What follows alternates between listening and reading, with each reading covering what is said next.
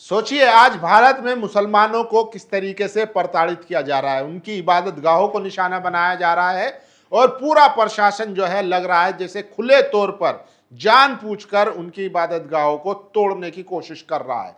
संभल में आपने देखा कैसे वहां पर कशेरवा गांव में एक मस्जिद को डेमोलिश कर दिया गया।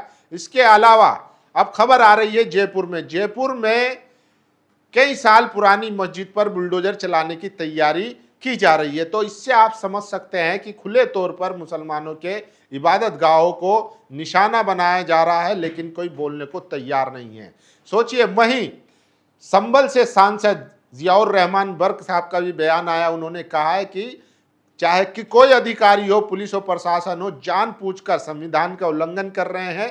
अभी इलाहाबाद हाईकोर्ट ने कहा था कि पुलिस अधिकारी संविधान से ज्यादा नेताओं की वफादारी के लिए काम कर रही है। तो इससे आप अंदाजा लगा सकते हैं कि अगर ऐसी स्थिति रही तो फिर कैसे काम चलेगा। अगर ऐसे ही संविधान को ताक पर रखकर अपनी मनमर्जी की जाएगी, ऐसे ही जो पार्टी सत्ता में है उसको खुश किया जाएगा, तो फिर सोचिए संविधान का क्या होगा, इस देश का क्या होगा। मैं आपको ऐसी कुछ खबरें बता देता हूं जिसमें मस्जिदों को निशाना बनाया जा रहा है। यह सबसे बड़ी और मारक खबर है। सोचिए आज देश का मुसलमान किस तरीके से अकेला फील कर रहा है और उसको लग रहा है कि जैसे उसके साथ कोई खड़ा नहीं है। जयपुर में सड़क चौड़ीकरण के दौरान धार्मिक स्थलों को हटाया जा रहा है। इसमें मंदिर, मस्जिद, सत्संग भवन और मजार भी शामिल है। लेकिन मीडिया को देखिए, लगातार मस्जिद के नाम से खबरें चला रही है। सोचिए ये ऐसी खबरों को पढ़कर मुस्लिम नौजवान कुछ लिख दे तो कार्रवाई हो जानी है।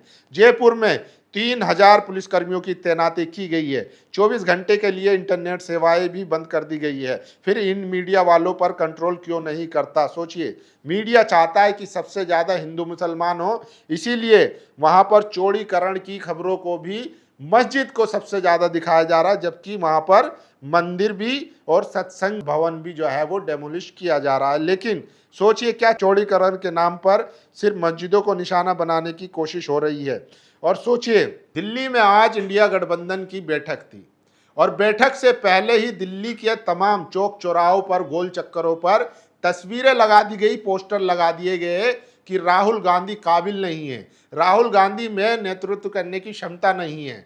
सोचिए, और ये लगाए गए विपक्ष के नेताओं के नाम से, ममता बनर्जी के नाम से, अरविंद केजरीवाल के नाम से, शरद पवार के नाम से। और सोचिए इनको लगाया किसने। और ये सारी खबरें ट्वीट की एएनआई और आईएनएस ने। और कांग्रेस कह रही है कि ये बीजेपी की चाल है। और अगर इंडिया गठबंधन के साथ ही इस तरीके के पोस्टर लगाते या इस तरीके की राय रखते तो फिर वो बैठक में क्यों आते, वो मीटिंग क्यों करते। तो सोचिए इस तरीके से विपक्ष को तोड़ने की भी साजिश की जा रही है। क्या दिल्ली पुलिस, सोचिए दिल्ली में कितने सीसीटीवी फुटेज है, क्या सीसीटीवी फुटेज की जांच कर कर इन पोस्टर लगाने वालों को दिल्ली पुलिस पकड़ेगी और उन पर कार्रवाई करेगी, ये भी सबसे बड़ा सवाल है। इससे राहुल और मजबूत होंगे। सीधा संदेश गया है कि जो राहुल कहते हैं ये सरकार उससे डरती है, वह सही है। जब सरकार छुपकर वार करने लगे तो समझ लीजिए कि वह कमजोर हो रही है। ये देखिए केजरीवाल के नाम से पोस्टर लगाया है। लोग कहते हैं कि हम कांग्रेस को कमजोर कर रहे हैं, भला हमें कांग्रेस को क्या कमजोर करूंगा, राहुल गांधी खुद ही अकेले इस काम को बहुत अच्छे से कर रहे हैं। ये केजरीवाल के नाम से पोस्टर लगाया और देखिए कांग्रेस अपनी विश्वसनीयता खो रही है, हम कांग्रेस पर निर्भर नहीं रह सकते, ममता बनर्जी के नाम से पोस्टर लगाया। और राहुल गांधी में कंसिस्टेंसी की कमी है, ये शरद पवार के नाम से पोस्टर लगाया है दिल्ली की सड़कों पर आज।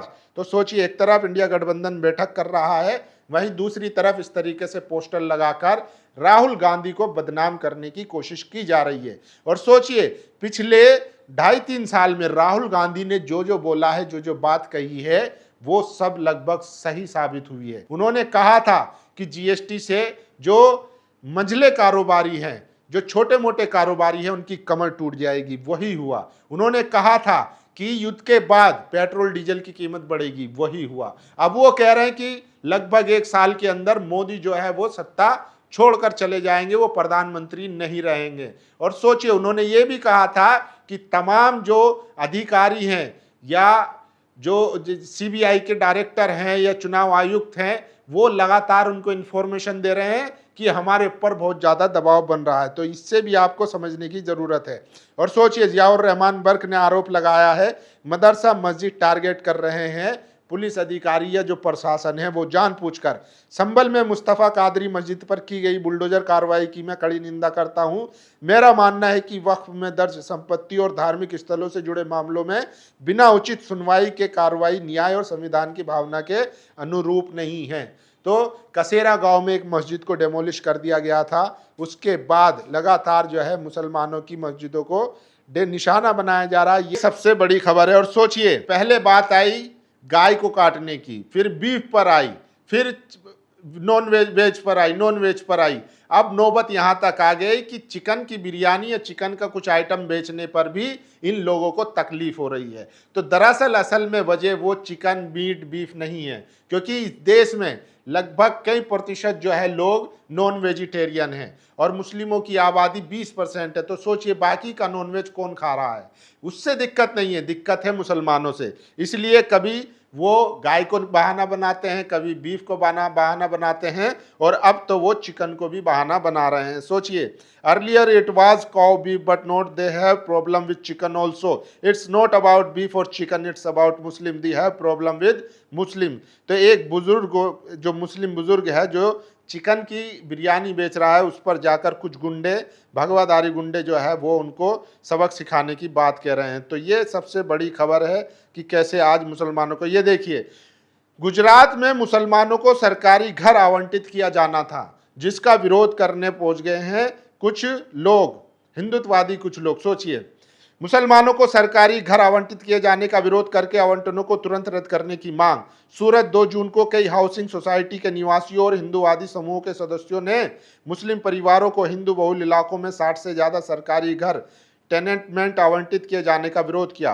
विरोध प्रदर्शन में बोलने वालों ने मुसलमानों को टपोरी असामाजिक तत्व कहा, दावा किया कि उनकी मौजूदगी से शांति भंग होगी तथा हिंदुओं के लिए जिंदगी मुश्किल हो जाएगी, और उन्होंने इन आवंटों को तुरंत रद्द करने की मांग की है। सोचिए, अब सरकार से जो आवंटन मिल रहा है घरों का, उस पर भी दिक्कत हो रही है इनको। तो मतलब वही है कि दिक्कत न बीफ से, गाय से, किसी चीज से दिक्कत नहीं है, असल दिक्कत मुसलमानों से है, और ये सोचते हैं कि मुसलमान उसकी सबसे बड़ी प्रॉब्लम है।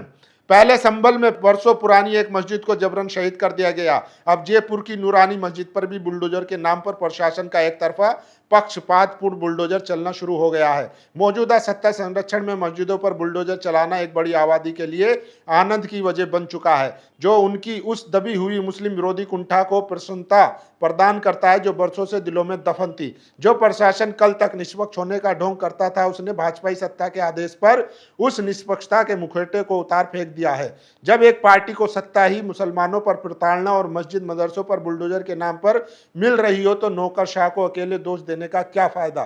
खैर, दुनिया तो फिरौन के लिए भी नहीं रुकी थी, ये तख्त नसी चीज ही क्या है। अल्लाह सबकी हिफाजत फरमाए। तो सोचिए, संभल के बाद अब जयपुर में एक कई साल पुरानी मस्जिद को भी डेमोलिश किया जा रहा है, ये सबसे बड़ी खबर है। और सोचिए, both Samita Prakash and Gautam Adani news agency IANS will not tell you who put those poster were asked by the master to report without questioning, so they did. अंग्रेजों की चाल है। सोचिए, स्टेलिन के नाम से, शरद पवार के नाम से, केजरीवाल के नाम से, भगवत मान के नाम से और ममता बनर्जी के नाम से दिल्ली के कई चौराहों पर पोस्टर लगा दिए गए हैं, और इन पोस्टर को कवर करने वाला कौन है? IANS, जो अडानी की एजेंसी है। और देखिए, बीजेपी के लोग इसको सबसे ज्यादा शेयर कर रहे हैं। तो इस पर अब खुलासा हुआ है कि इसके पीछे बीजेपी के लोगों की चाल है, जिन्होंने ये पोस्टर लगाए हैं ताकि इंडिया गठबंधन की मीटिंग जो है वो फेल हो जाए, लेकिन ऐसा होता हुआ दिख नहीं रहा। ये सुनिए सबसे लास्ट में और आखिरी खबर। जयपुर के VIP क्षेत्र मालवीय नगर स्थित नंदपुरी में वर्ष 1981 में निर्मित नूरानी मस्जिद को महज 3 दिन के नोटिस पर ध्वस्त किए जाने की तैयारी को लेकर मस्जिद कमेटी ने गंभीर आपत्ति जताई है। कमेटी का कहना है कि यह मस्जिद वर्ष 81 में JDA द्वारा स्वीकृत सोसाइटी से भूमि खरीदकर बनाई गई। उसके अनुसार पूरे क्षेत्र में ये एकमात्र बड़ी मस्जिद है जहां आसपास के मॉल, कंपनियों और विभिन्न संस्थाओं में कार्यरत मुस्लिम समुदाय के लोग नमाज अदा करते हैं। मस्जिद कमेटी ने JDA की कार्रवाई पर सवाल उठाते हुए कहा है कि पिछले 45 वर्षों से यहां नियमित रूप से नमाज अदा की जा रही है। कमेटी के अनुसार वर्ष 1994 में मस्जिद से संबंधित लीज के दस्तावेज भी JDA में जमा कराए गए थे। कमेटी का कहना है कि यदि मस्जिद अतिक्रमण थी तो इसने वर्षों तक कोई कार्रवाई क्यों नहीं की गई। उन्होंने सवाल उठाया कि अब अचानक इसे अतिक्रमण बताकर ध्वस्तीकरण की कार्रवाई क्यों की जा रही है। कमेटी ने प्रशासन से अपील की है कि यदि सड़क चौड़ीकरण आवश्यक है तो मस्जिद का कुछ हिस्सा लिया जा सकता है, लेकिन नमाजियों के लिए शेष भाग सुरक्षित रखा जाए। उनका कहना है कि यदि पूरी मस्जिद हटा दी गई तो क्षेत्र के मुस्लिम समुदाय के सामने नमाज अदा करने का गंभीर संकट खड़ा हो जाएगा। साथ ही कमेटी ने मांग की है कि यदि मस्जिद को हटाना अपरिहार्य है तो जेडीएस इसी क्षेत्र में वैकल्पिक भूमि उपलब्ध कराए ताकि स्थानीय लोग अपनी धार्मिक गतिविधि जारी रख सकें। और सोचिए, राम मंदिर के दान पात्र से पैसों के गबन का मामला सामने आया है। दैनिक जागरण के मुताबिक पुलिस ने दान की गिनती से जुड़े अविनाश शुक्ल नाम के कर्मचारी के बैंक खाते से ट्रस्ट के खाते में 5 लाख रुपए की रिकवरी भी कराई है। कुल 4 संदिग्ध धरे गए हैं, मगर ट्रस्ट के अधिकारी खामोश हैं। तो सोचिए, राम मंदिर से भी अब चोरी हो रही है। बाकी आप लोगों की क्या राय है? जिस तरीके से लगातार मुसलमानों को निशाना बनाया जा रहा है, वहीं दूसरी तरफ स्थिति इतनी भयावह है। सोचिए, राम मंदिर के ट्रस्ट से पैसों का गायब होना, ये सबसे बड़ा सवाल है। वहीं दिल्ली में इंडिया गठबंधन के नेताओं के पोस्टर लगा दिए जाते हैं राहुल गांधी को निशाना बनाते हुए। इससे लग रहा है कि बीजेपी राहुल गांधी से अब वाकई में डरने लगी है। पिछले कई सालों में जो उन्होंने छवि बनाई थी, हजारों करोड़ों रुपए मीडिया मैनेजमेंट करके कि राहुल गांधी पप्पू है, अब असल में राहुल गांधी से डरने लगी है भाजपा। आप लोगों को क्या लगता है, क्या ये सही है? आप लोग अपनी राय जरूर दीजिए। शुक्रिया। दस्तक की आपसे गुजारिश है कि अगर इसको बचाना चाहते हैं तो नेशनल दस्तक को सब्सक्राइब करने के लिए रेड कलर के सब्सक्राइब बटन को दबाएं, फिर बेल आइकन की घंटी दबाएं। नेशनल दस्तक को बचाने के लिए बहुत जरूरी है कि हर खबर को शेयर करें, लाइक करें, कमेंट जरूर करें।